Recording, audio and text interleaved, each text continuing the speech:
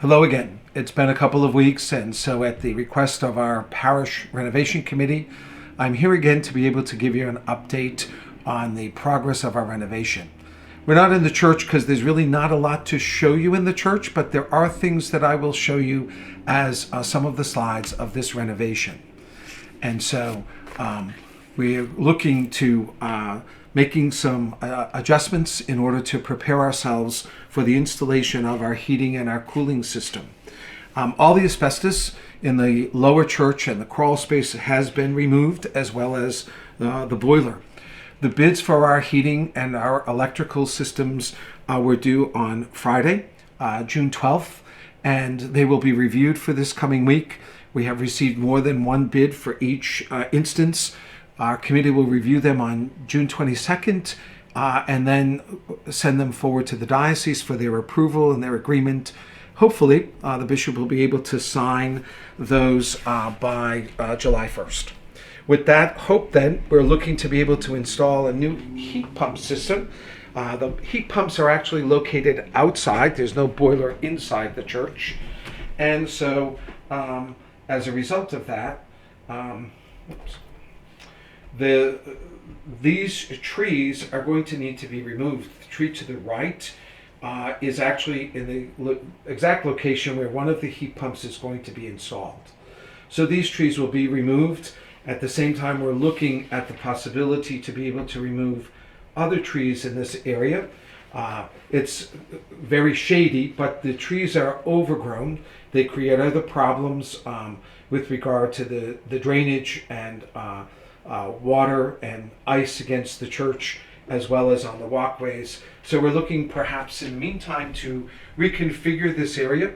We have some volunteers in the parish who have been contacted and are helping us with their expertise to be able to redesign this area, to be able to make it safer and at the same time comfortable and usable by the whole parish community.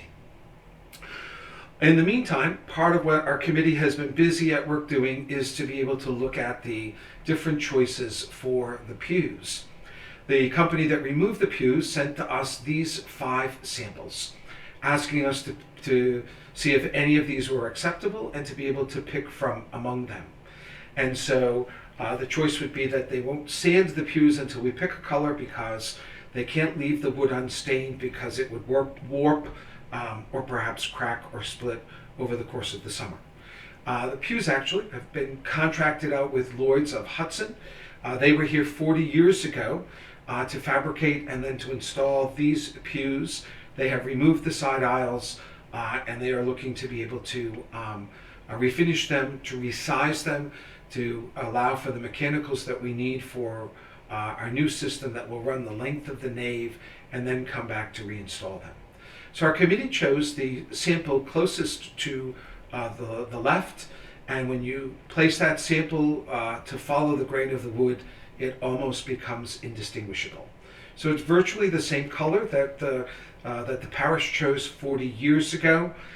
It will obviously not be nicked or scratched, but will give a fresh look to the pews going forward. In addition, our committee was busy at work picking a color for the kneelers. So the wood sample to the right is actually the sample of the wood for the pews in a little bit different lighting.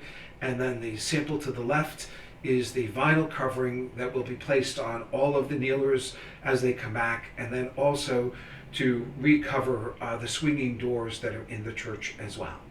Our committee made the recommendation to be able to purchase enough of this material so that all of the kneelers will have the same dye lot.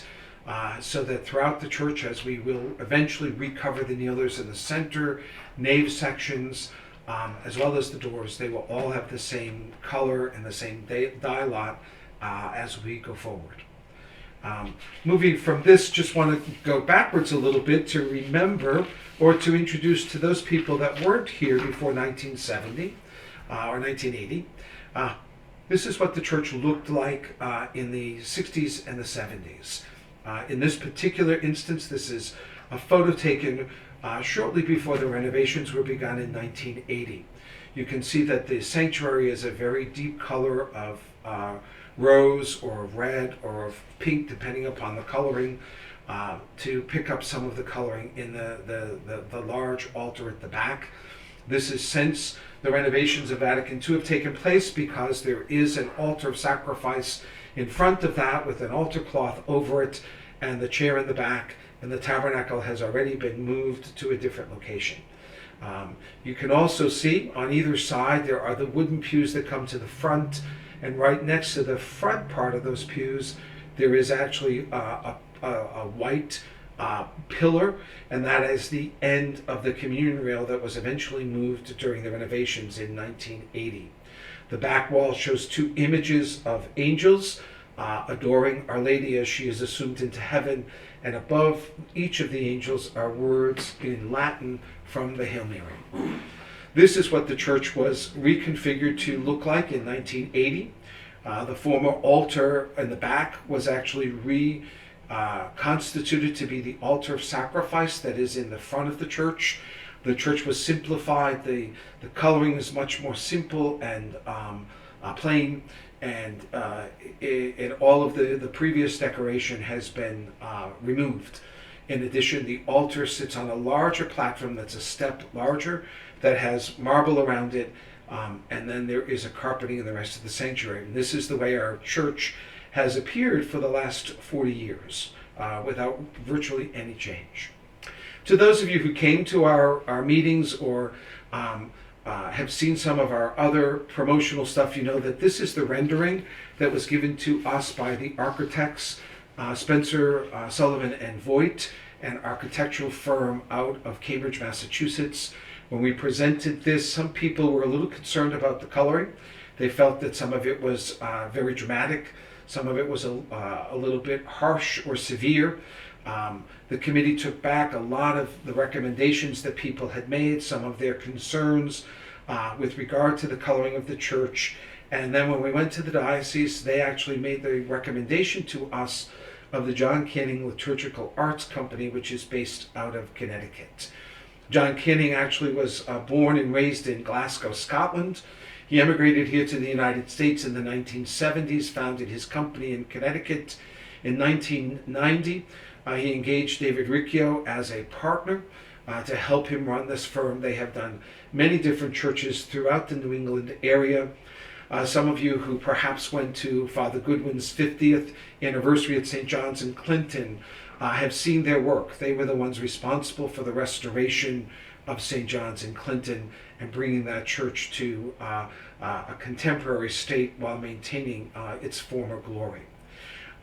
We looked through some of their portfolio, we discussed some different things, and some of the concern was to be able to bring some of their ideas to you. As we looked through their portfolio, we were really impressed by this particular church, which is not far away, Our Lady Help of Christians in Newton. We were struck as we looked at this picture of the nave, how it's very similar to ours with the rounded, pointed Gothic arch, the corbel that comes down between that, arches on the side, a very similar capital and a construction. This church has 5 sets of arches where ours has 3. But we thought the coloring was a little bit more muted, a little bit more attractive. And so we spoke with Canning and asked them to be able to take a look at what they might be able to do coming to St. Mary's here in Milford. This is another picture of the nave, and part of what you can see here is that over the point of each arch there was actually a medallion with a saint painted, which is reminiscent of what the church looked like before the renovations of 1980. There were individual portraits of the saints that lined the nave of the church that were removed in 1980. And we've discussed the idea of them beginning to be able to look at reinstating them. So again, this is what our church looks like now, looking from the main entrance of the church. It's a very plain structure. A lot of the architectural detail has been muted or even whitewashed, following what was the understanding and the directives that people took up following the Second Vatican Council. Our concern may be now to bring back some of the historical detail that became washed out, to be able to accentuate some of the details of the structure and be able to give people an appreciation to the beauty of the space. So, looking at the back wall then, This is Canning's proposal for the rear wall of our sanctuary. So you'll notice the white space in the middle is at the bottom would be the old marble altar, what we call now the reredos, and above that is a tracery of the window. The window depicts Our Lady being assumed into heaven. This rendering would extend the tableau of that window. At the top of the window there is an image of the Trinity, the Father and the Son on either side with the Holy Spirit as a dove above them, and then surrounding them and the window are angels, as there are in the window, receiving Our Lady into the divine glory. Beneath that, on either side, they would create in painting images of four saints that would look like white statues that would replicate in painting the statues that are right now in the bell tower of the church that we are anticipating to be able to restore to the sanctuary, so that we would be able to carry that motif as well as that appearance through the church.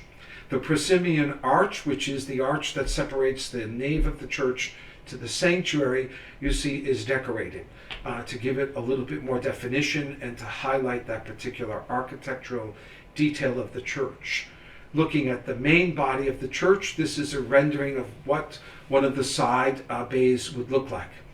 The discussion is to consider creating a stenciling that would highlight again the arches and the ribbing, both in the main nave of the church as well as the side aisles, accentuating some of the detail with regard to the columns and the capitals, as well as framing the windows with a contrasting color.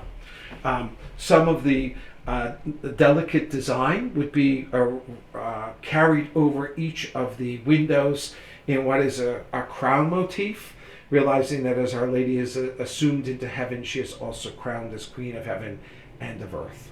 And you'll notice that here above, again, there is an image of one of the saints over the particular point of the arch. So we're asking them now if we can go forward with this, what this might be able to cost us. The original designs that we sent out in our fundraising were just very simple, plain colors. To do this type of more intricate design would certainly be a considerable amount of more money than what we had initially budgeted.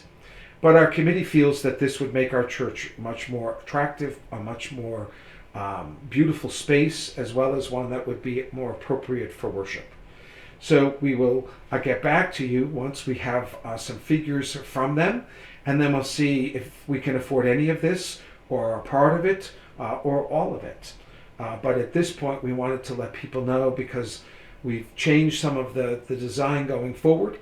And as we're getting ready to install our heating system, to let you know our committee's looking at the next stage with regard to how we would begin to change the appearance of our church. And finally, as most people have been wanting most of all, to get some paint on the walls, to update our color scheme, and to be able to make it comfortable, safe, attractive, and clean as a place to be able to give our worship to God.